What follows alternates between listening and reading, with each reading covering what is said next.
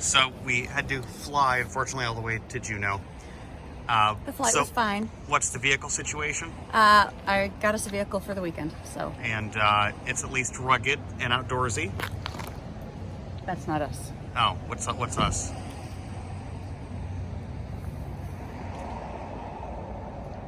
Ah, son of a... One thing that's consistent in Alaska, it's that winter will end and the salmon will run. Salmon species migrate all through the summer into autumn and are the target of sport fishermen and bears alike.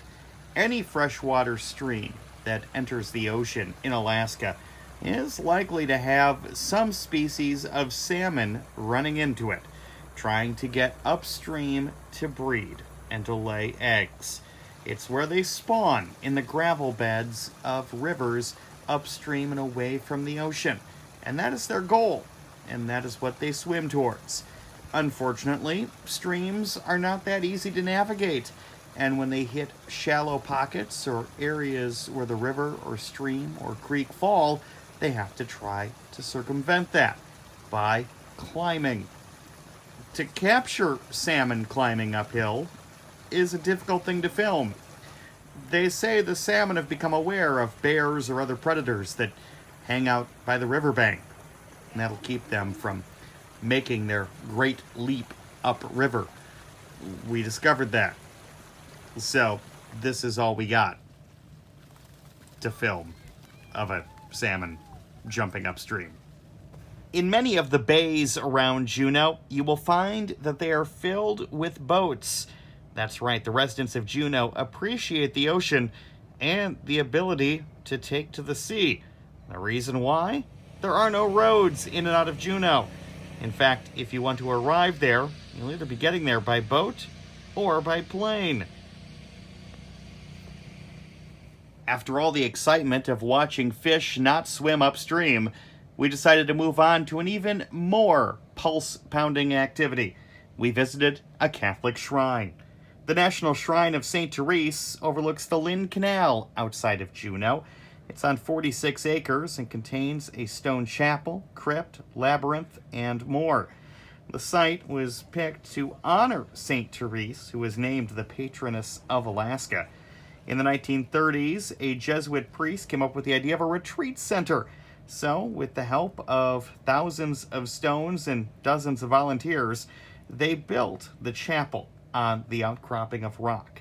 Enshrouded in fog when we visited, the place is nice, peaceful, tranquil, and situated in amongst the tall trees, a place of solitude.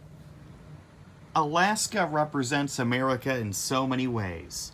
Beautiful scenery, wastewater being dumped directly into the ocean, all under the watchful gaze of a bold, bald eagle.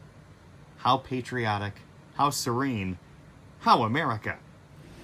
It is incredible to see how tropical and lush the woods are around Juneau.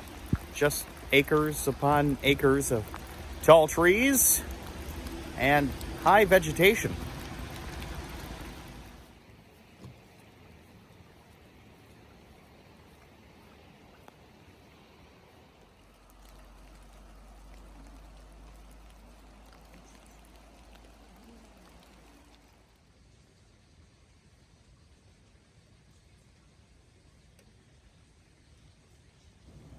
A stark contrast to the natural beauty around Juneau is the frontier town itself.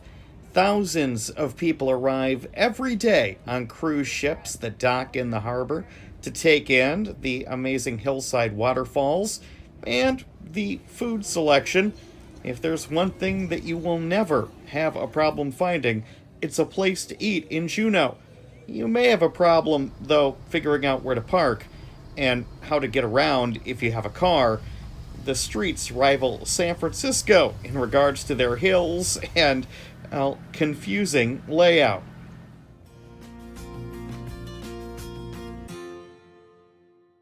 On the next episode, we find another giant pile of ice, we try to build a sandcastle, and we try to feed Lisa to a bear.